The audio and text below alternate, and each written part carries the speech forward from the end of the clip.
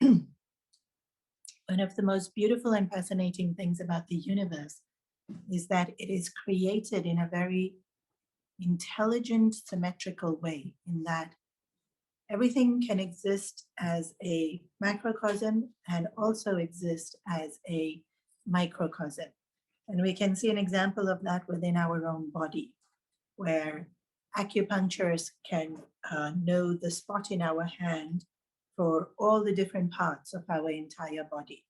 And so it's as though the whole body is in the hand, but the whole body is also the macrocosm, which is the whole body. And we see cycles being repeated even in terms of bigger macrocosms, where we talk about the whole world as being one body. And so here, in the way that the Vedas are written, this is what's so incredibly awe-inspiring, that in this one mantra, Trayambakam, Yajamahe Sugandhim Pushtivardhanam, Urvarukamiva Bandhanat, Mrityun Mokshiyam Amrittattva, 2 lines, or 4 lines, depending on how you write it. This one mantra, the entire Vedic knowledge is in here. And the entire Vedic knowledge is also available as the Vedas, which is so vast and so huge. And so it's like a capsule form, or a intense concentrated dose of the knowledge of the Upanishads, but, and the understanding of what the mantra is talking about, amrittattva, immortality, or we could translate it as freedom. So there's layers and layers and layers of meaning to this mantra. And the more we reflect on it, the more we understand, and the deeper we go. And literally it unfolds. And so one of the ways of describing beauty in Puranas is that a lotus of 1,000 petals. And the idea means just this, that this one mantra can unfold and unfold and unfold. 1,000 petals just means how much it can just keep the layers of meaning. So we already saw the basic meaning, and that it's a glorification of Lord Shiva in the first class. And then we saw in depth the meaning, Trayambakam Yajamahe Sugandhim Pushtivardhanam. So Yajamahe, I adore, I worship, I revere. Trayambakam, another name for Lord Shiva, but also the name itself is, in fact, this one name of Lord Shiva has something like 18 different meanings. But the literal translation is one with 3 eyes. And we saw that it's the eye of justice, and the eye of compassion, and the eye of wisdom. And we can also see it as in different ways. We can also see it as the eye of the moon and the eye of the sun, which is how it's pictorially depicted in the Puranas. And we know that the moon is the residing deity of the mind, and so it's our emotions.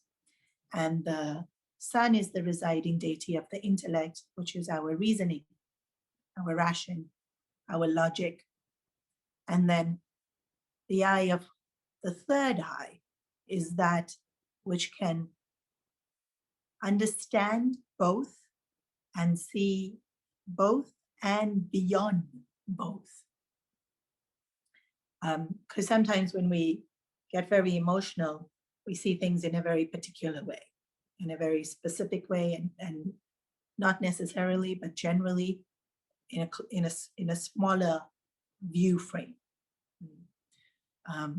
Not that we're small-minded, but that just the view that we have it is limited, because the emotion doesn't let us go beyond that emotion.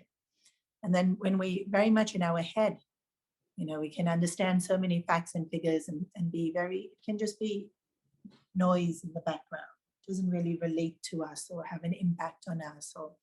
And so someone today was, mentioning about how weird it is that the weather suddenly went cold. And just in casual, I said, well, that's global warming for you. They're like, really? That's global warming? Of course, we know it exists. Of course, we know it has changed weather patterns. Like they would have learned this in school. Yeah. But it doesn't connect. Like the experience of something in our life doesn't connect to the information that we're holding in our head. And then might as well not be there. So the third eye is seeing wider picture, making the connections, and seeing even beyond that,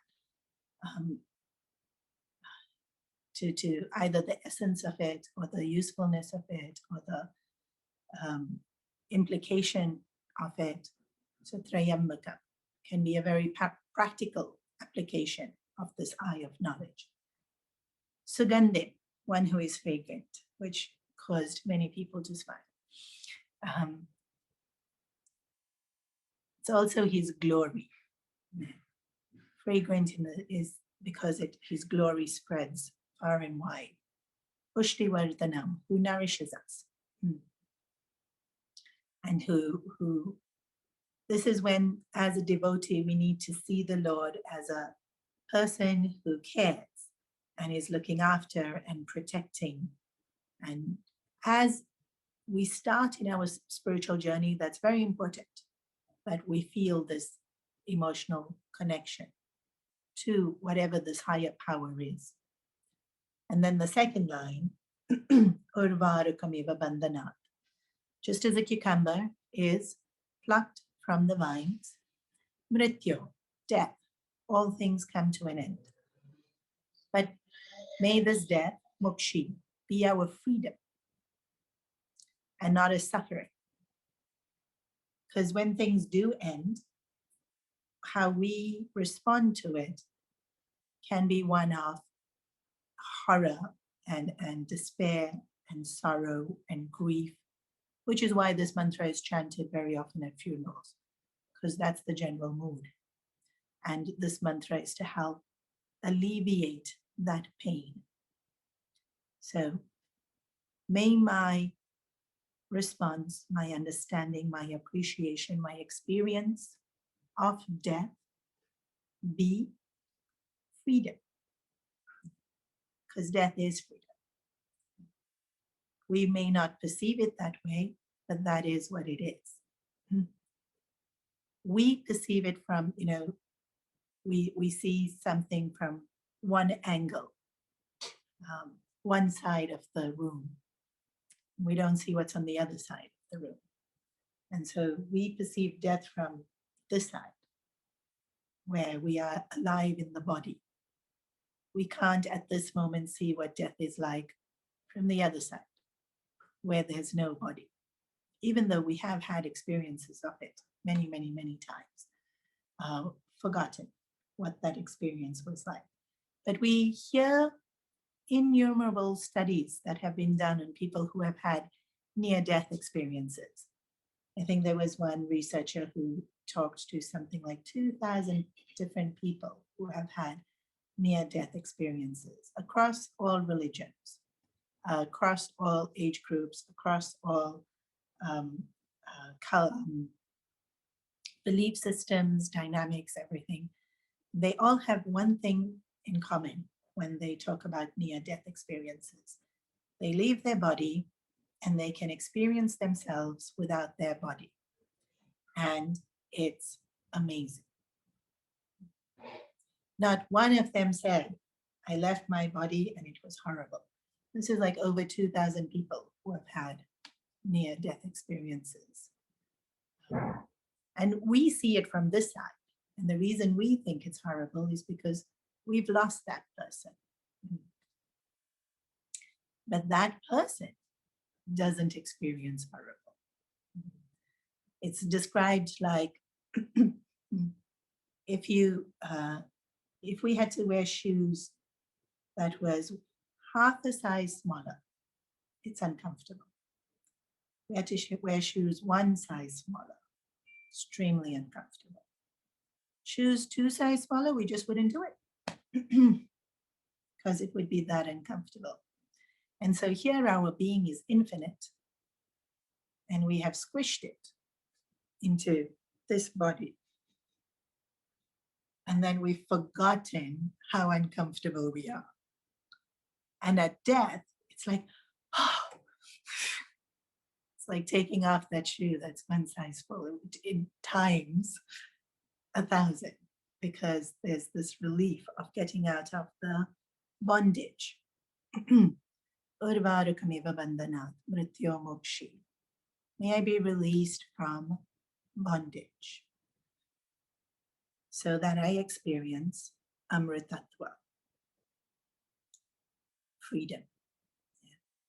And so how are we bound? Why are we asking for freedom? We are bound by, 1, this physical body. 2, our minds. When I am feeling something, can I stop feeling it? Sometimes we have a fight with a loved one. And then we get really angry with them, irritated with them, upset with them. And then they come and they apologize. And I can see from their face, they are sincere and genuine, and they have apologized. But I'm still angry. So I'm not free. If I was free, I could just drop it. I don't need to be angry anymore. Dropped. Or let's say I don't get something. I had my heart set on a particular job. I had my heart set on a particular relationship or a particular holiday. And of course we can't go. And now we don't get it. So I'm sad. I'm disappointed.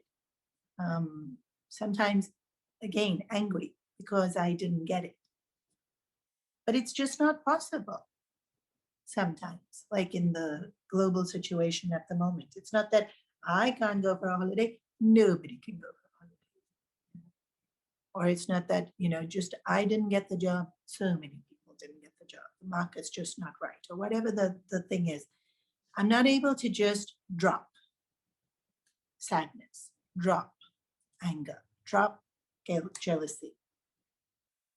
Or even harder. In fact, dropping an emotion is still doable. It is. Many times, dropped many emotions. Dropping an attachment. And so the biggest attachment most people will have, their kids. But then, of course, so many others will develop so many different attachments. Just let it go. Why can't we let it go? That is called bondage. Because in freedom, we can let it go. In freedom, we can pick up what we want to pick up. We can put down what we want to put down. I want to be angry right now to be efficient in managing the staff, pick it up. Okay, staff are managed, put it down. That's freedom. But if I've picked up anger, firstly, I didn't want it, but now I have it. I'm yelling and I'm ranting and I'm raving and I'm huffing and I'm puffing and I can't let it go. That's not freedom. So we're bound by this body because our body is only so big. Our body gets sick. Our body gets old. Our body gets tired. Our body gets hungry every 3 hours. We're bound. We have to look after this body. We have to deal with the shortcomings of this body. We're bound by our minds and all our emotions and all our desires and all our conditionings and all our insecurities. And we are bound by time. This wonderful thing called time. It really is a wonderful thing. So what is time? It's God's way of making sure everything doesn't happen at the same moment. It stretches everything out, and that's a joke. Time is a concept that, does it really exist? is the bigger question.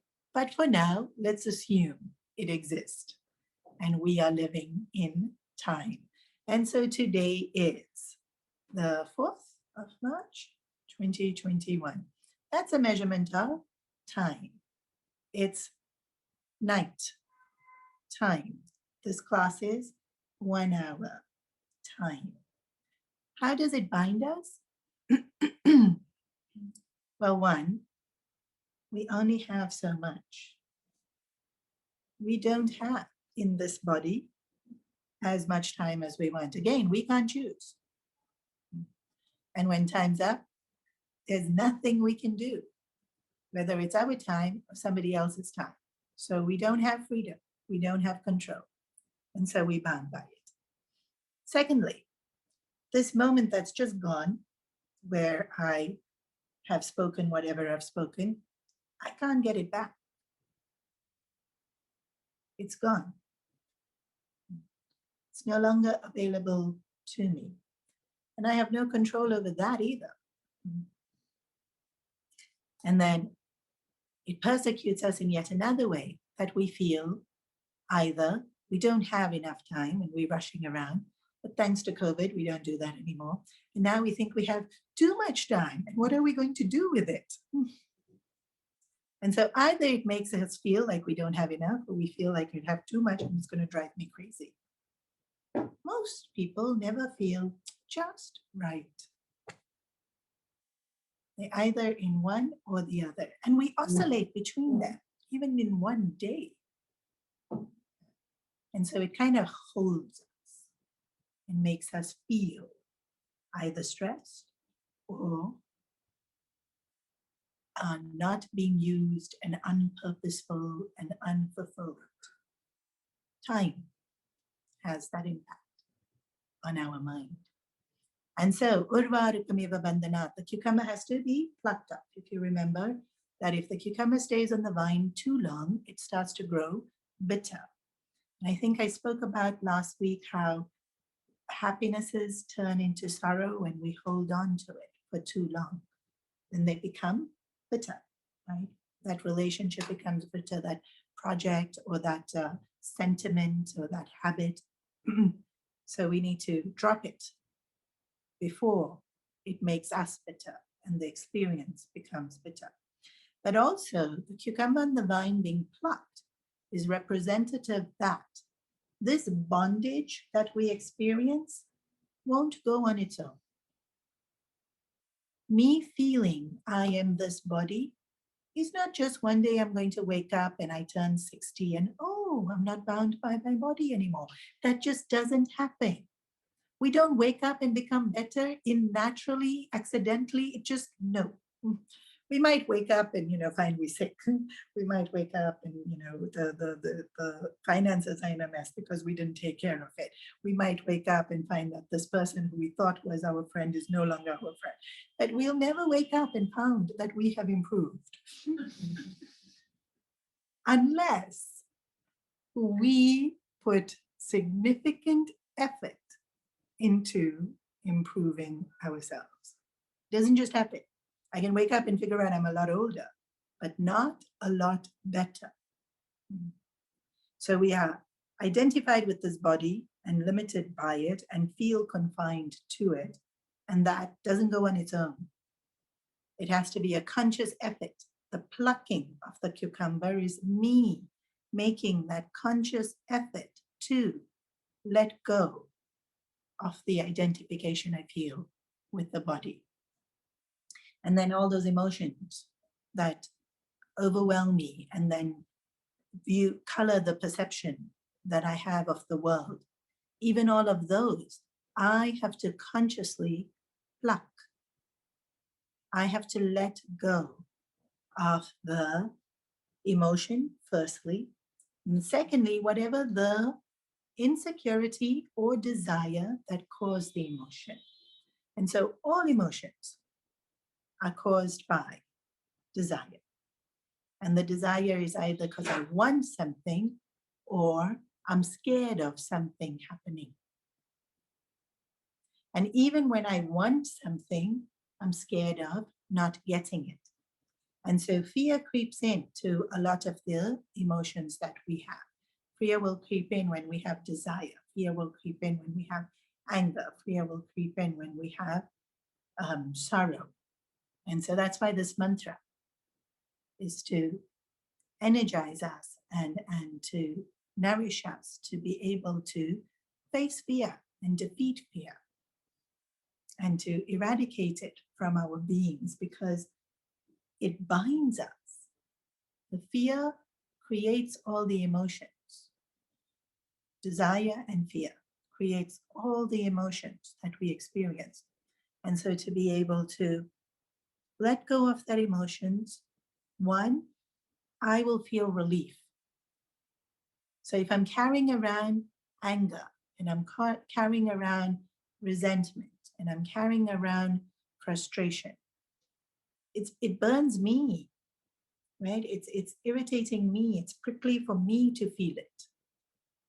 And then, of course, if I'm carrying it around, it's going to come out in my speech. It's going to come out in the way I walk and stomp around the house, and even the way I slam the door or don't, and so then it's going to affect other people. So one is that the feeling itself binds me. Secondly, when I'm in that feeling of the emotion, I see things colored by the emotion and I don't see what's really there. And so that also binds me. The feeling binds me, and the perspective that I have also is bound by that emotion. And so then back again, I come to this very narrow view from which I am looking out into the world. Urvarukamiva bandhanat. I consciously put in effort to undo, unpluck, to take away that which binds me. The creeper is the bondage. The cucumber is me. I undo to set myself free. And so when we talking about free, then what is this free? So let's go back to all the different things that bind us. Already a little bit we have seen. Free from the body doesn't mean we die and we lose the body. Free from the body means when I get old, it doesn't feel horrible that I'm old. I don't feel devastated or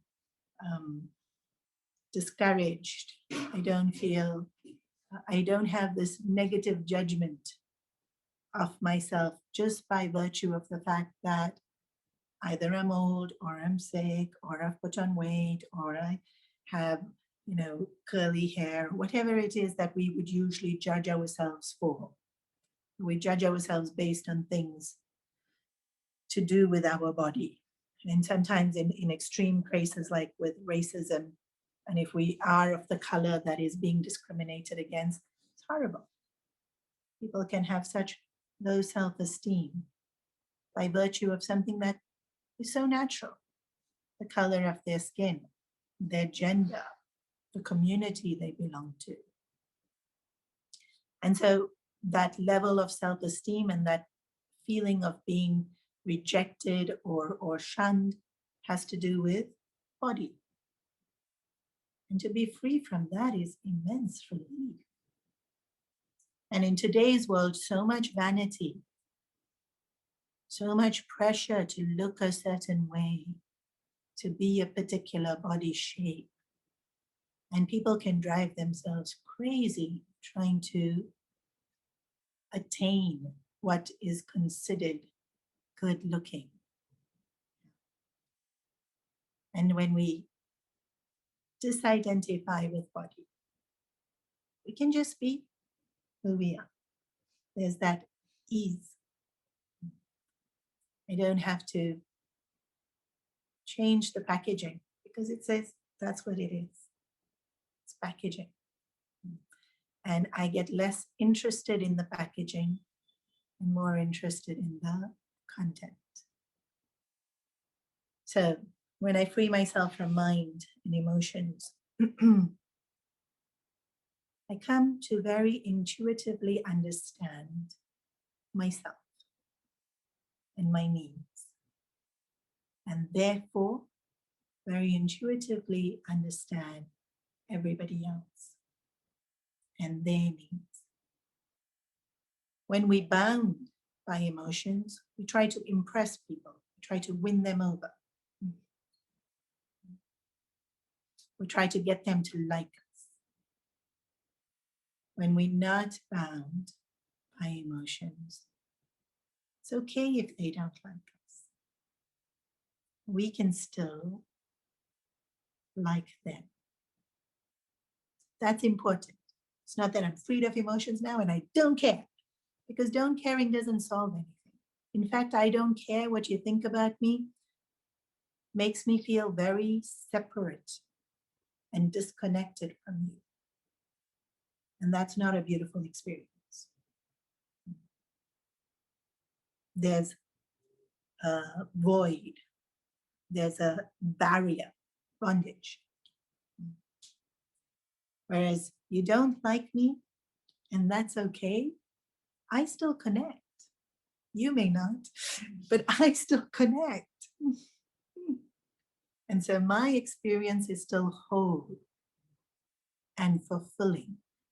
You don't like me, and the experience is still fulfilling. This is freedom. Because it doesn't have to be any one way. It can be whichever way it is. And I am comfortable and joyful and insightful in whichever way it is. And so there's this ease of being. And since there's no insistence, there is joy. So one of the other Swamis in the mission, he gives this definition that the formula for me to attain sorrow, not success, formula for sorrow, insist on getting whatever it is you want and resist everything that is actually there. Guaranteed sorrow. We're doing such a great job of following this formula. We resist. We're getting old, resist. It's going to only bring sorrow.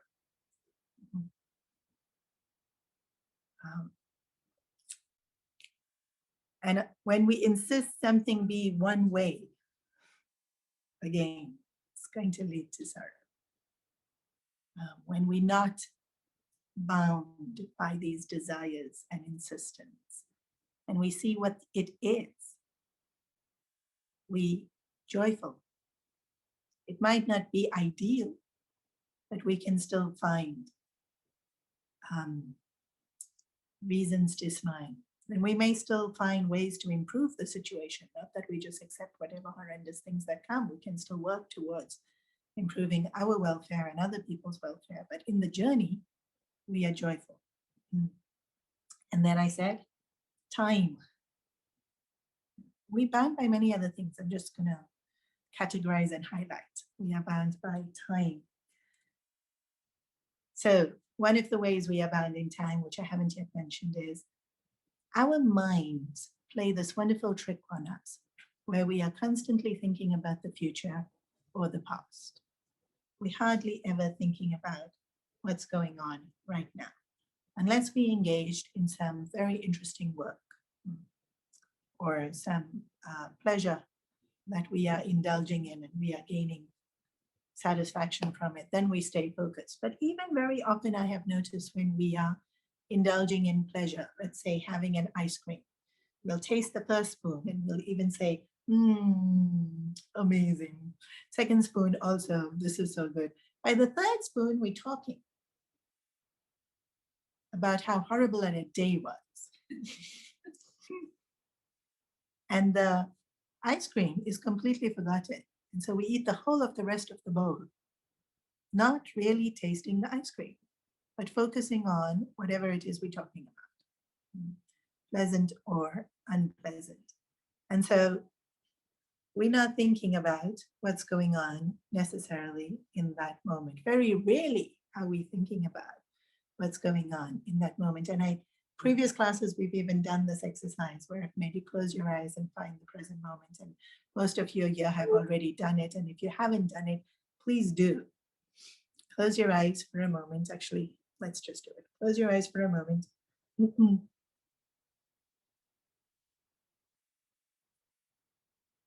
And just find the present moment.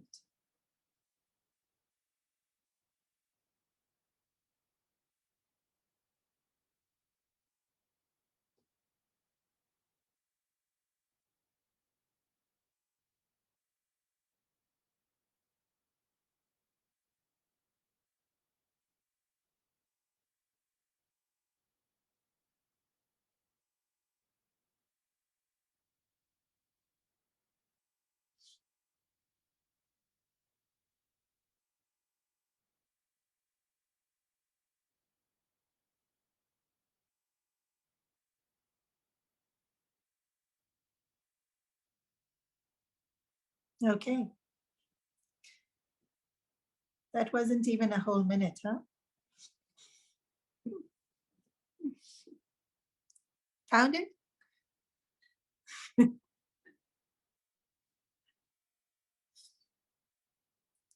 Unlikely.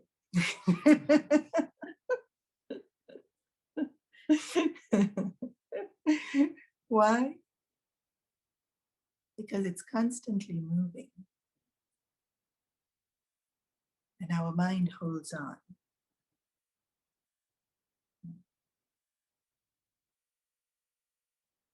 And so our mind is just manufactured that we think about future or past. Even if it's just a minute ago, we're thinking about past. The other thing the mind does is, why are we doing this again? Why did I come for class?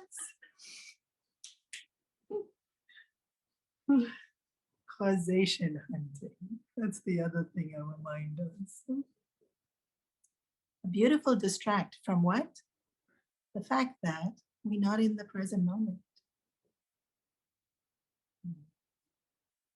This is what's so incredibly beautiful about this mantra. Urvarakamiva bandhanat. Let me be plucked from time. Even though the present moment we think of as time, it's not. Time is movement. And that's why we keep going future, past, future, past, future, past.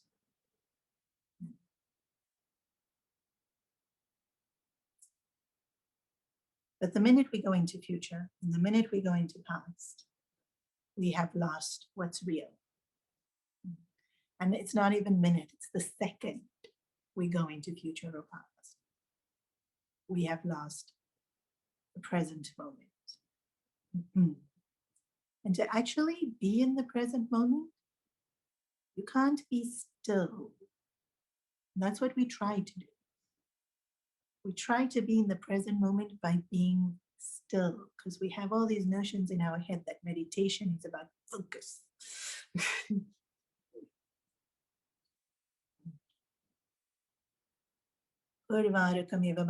Last week I said that has to be a very natural ripening and letting go. It can't be a force. Even though we plucking the cucumber off the vine, when we are meditating to be in that present moment, it has to be a very gentle sense of being.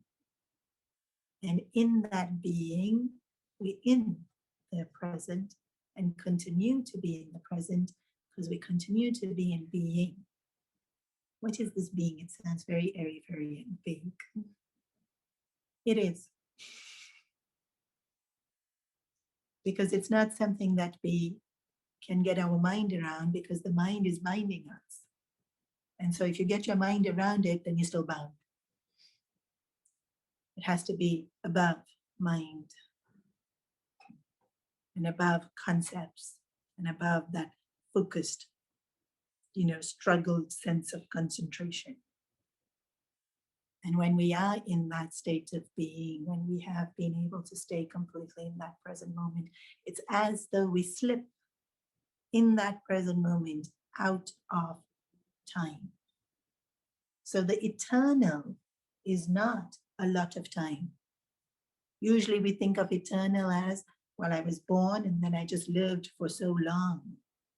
There's no so long in eternal. In our lives here, where we are bound in time, time seems to be this linear, long process.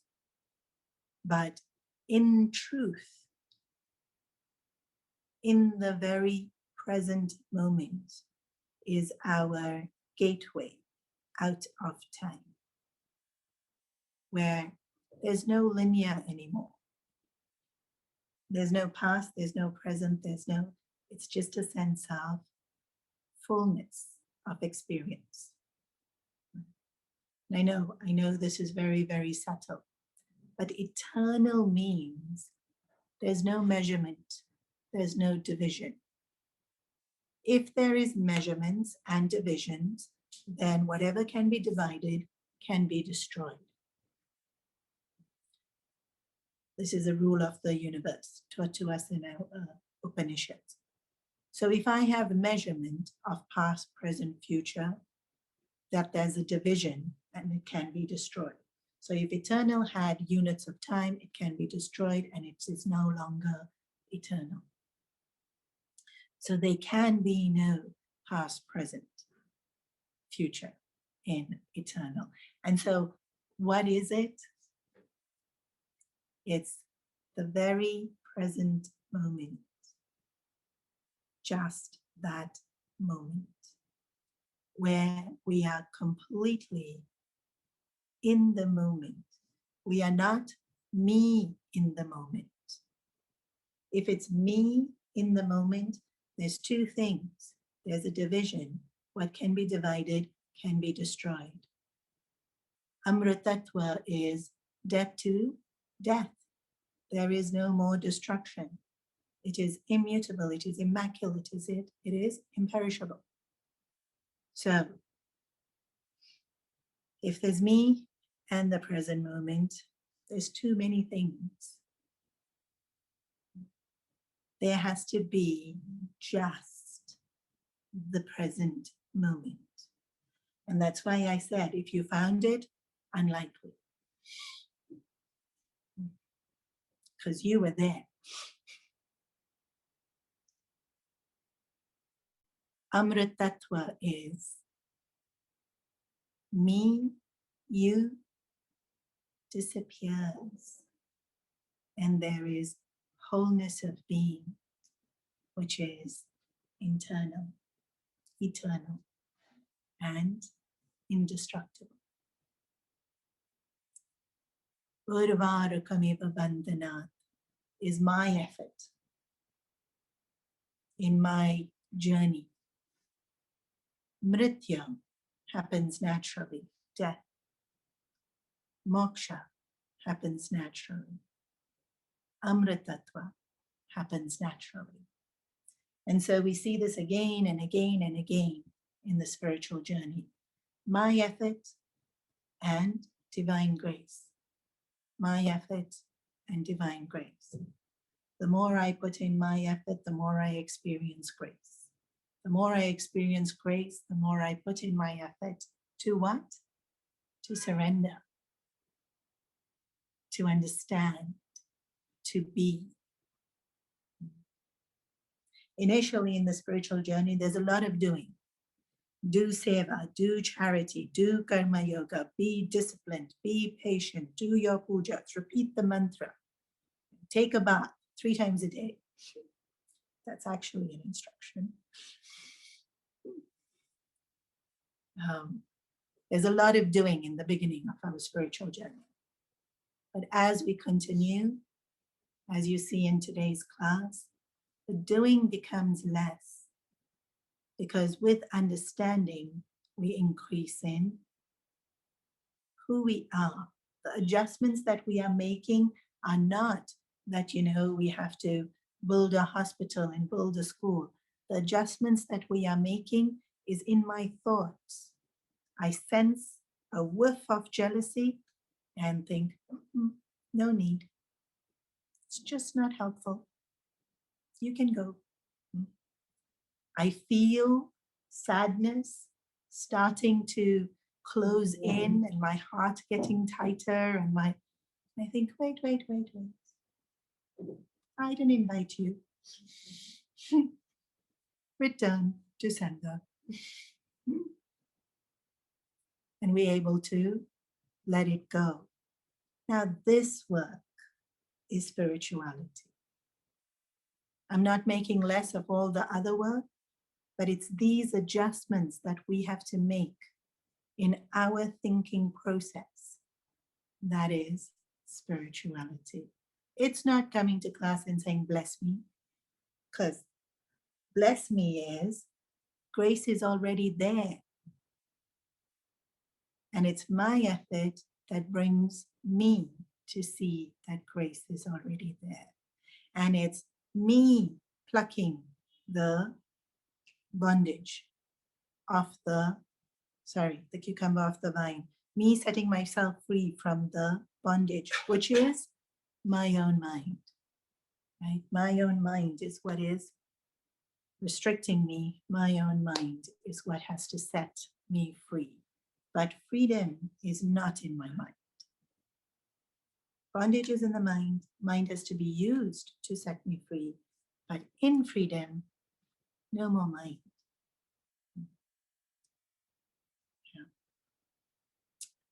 Now I am experiencing that which is beyond mind, which is amrittattva. And amrittattva is sweet. One of the translations of the word is sweet. And so this whole entire mantra is dedicated to Lord Shiva. And as I mentioned in the first class, Shiva is destroyer. But we learn in physics very early on that nothing can be created or destroyed. It can only change in its form. Nothing on this planet is ever destroyed, which is phenomenal. You're thinking how? Because we cut down the tree to make the furniture. Furniture's still there. Furniture gets broken to make wood chips. Wood chips are still there. Wood chips become tissue. Tissue's still there. I blow my nose, throw it in the bin. Now it becomes fertilizer. Fertilizer's still there. Nothing is destroyed. So what's Shiva doing again? Wasn't he supposed to be the destroyer? And yeah, we have this universal law that nothing can be destroyed. Shiva transforms. From wood, we went to furniture. It's a transformation. From furniture to wood chips to paper, transformation. And why this mantra is so incredibly beautiful and dedicated to Lord Shiva, because what are we seeking? Our transformation from limited, bound, miserable entity, present, to immortal bliss, also present. Just I'm not able to perceive it because I'm busy thinking I am limited, miserable entity. Shiva is that force by which we bring about this transformation. And so that grace, which is Shiva, is already here, waiting very patiently for each one of us to tap into it and bring about this transformation within ourselves, from being time-bound to eternal. from being tossed around by emotions to being carefree, from being limited by our body to being divine beings that use the body when and for what is appropriate. And I have just gone through a few of the ways in which we are bound. We are bound, by our mind in so many different ways. And having understood this general principle, we can then be able to contemplate on how the other things that bind us, how we can free ourselves from it. And it always comes back to knowledge. Freedom will always come from us understanding who we are, us understanding how our minds work, us understanding our emotions and why we have them and how they are governing our behavior and the consequences that we face because of them. It's us understanding the knowledge of the scriptures and how to be able to use it in our lives to bring about this transformation that we so desire. And so Pushti Vardhanam, Urvarukameva Bandhan, Trayambakam Yajamahe Sugandhim, Pushti Vardhanam, one who nourishes. And so as this knowledge, Shiva nourishes. This very mantra that holds this knowledge nourishes. One of the earlier classes, I said the vibrations created by the mantra nourishes. That is also correct. The meaning of the mantra, when we understand it, also nourishes. And Shiva, which is that very grace that comes into us to even make us seek or helps us to understand, to the very effort that we put in to be able to continue and improve on the spiritual journey, that grace also nourishes. And so Pushti Vardhanam, the mantra itself nourishes. The Devata of the mantra, Lord Shiva, nourishes. And the Shiva principle in me has to nourish. I have to nourish myself.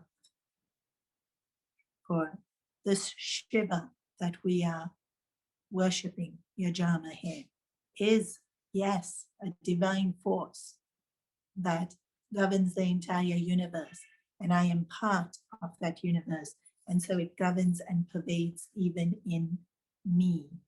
And so Shiva is within me as much as it is outside of me. And so to invoke that Shiva Tattva, that transformative power. And so when we hear that we can be divine beings, we think, well, yeah, some few, like the Dalai Lama, and some of these other great saints like Swami Chinmaya, they can be divine beings. The rest of us can just bow down.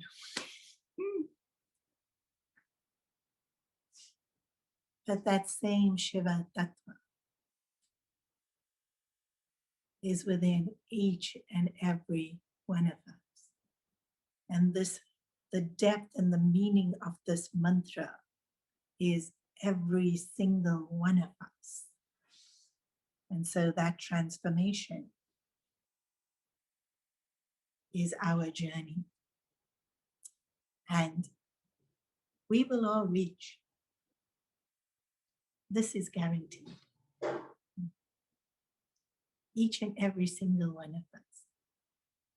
How long it takes us is another question. That's our choice. That's where free will comes in. And so this mantra is incredibly beautiful. It's incredibly powerful and has been used over the eons for people wanting to fight illness, dealing with grief, and even dealing with difficult situations in their life that bring them sorrow and fear. And so the very vibration of it helps us to have more courage and eventually fearlessness. But it's the depth of the meaning of the mantra that really equips us to courageously face whatever hurdle it is that we have to face at this point in time, and eventually our own mortality. Because when we understand that our mortality belongs only to this body, we're able to cast it aside without as much fear.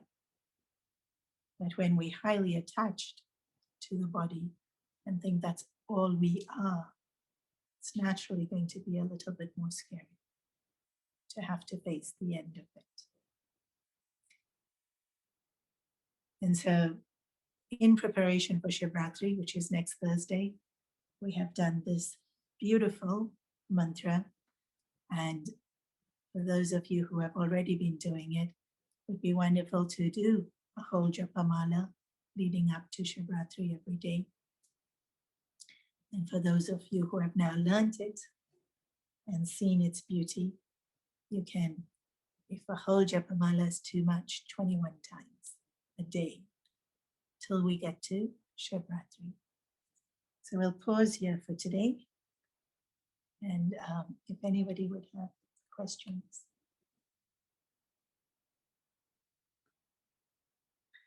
Online, if anyone has questions, please unmute yourself and you can ask.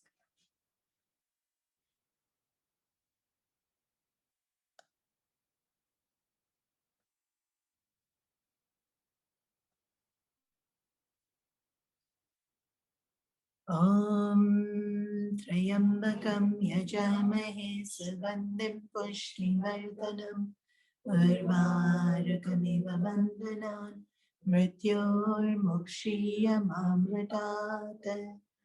Om Trayambakam Yajamahe Sugandim Pushnivartanam Urvarukamiva Vandanan Mrityor Mukshiyam Amrittattva. Om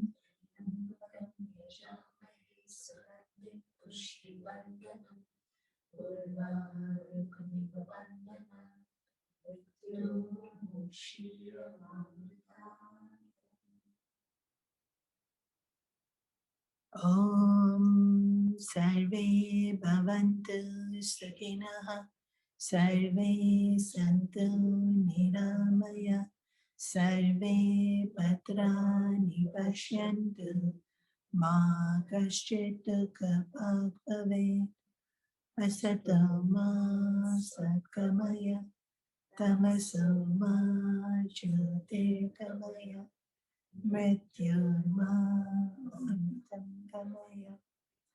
Om Purnamada Purnamidam Purnat Purnamudachyate Purnasya Purnamadaya Purnameva Vashishyate. Om Shanti Shanti Shanti.